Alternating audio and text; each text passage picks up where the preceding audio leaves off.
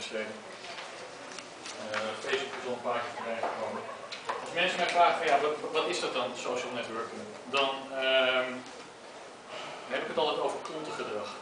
Mensen die bij elkaar komen rondom iets wat hen triggert, waar ze passie voor hebben. Veelal op vrijwillige basis. En waar een online component in zit. Ik zeg dat het altijd online nieuws zijn. Je hebt verschillende soorten.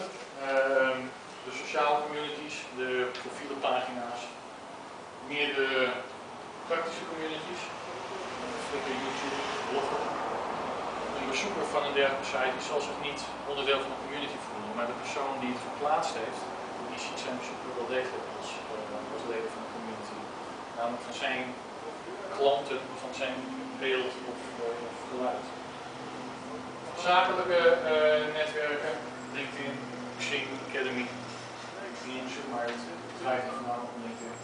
En de kenniscommunities, Wikipedia als voorbeeld. Hoe ziet de wereld eruit? De wereld is Facebook. Ik kan het niet anders verklaren. Alles wat hier licht groen is, dat zijn landen waar Facebook het grootste is.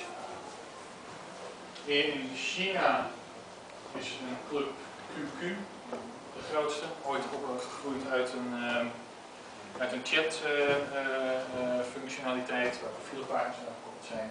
In Rusland is een profielpagina die echt gewoon een kopie van Facebook is, die daar de grootste is. Je ziet ook dat men groot kan zijn als het een anderstalig gebied is. In Brazilië, in Portugees, is Orkut de grootste, een Google-kloon. Google doet veel dingen goed. Social networking doen ze niet goed, dat snappen ze niet, vind ik. Maar op een of andere manier zijn ze in Portugal,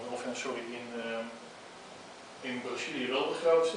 Nou, dan ergens, hier een heel klein landje, Nederland, waar Hives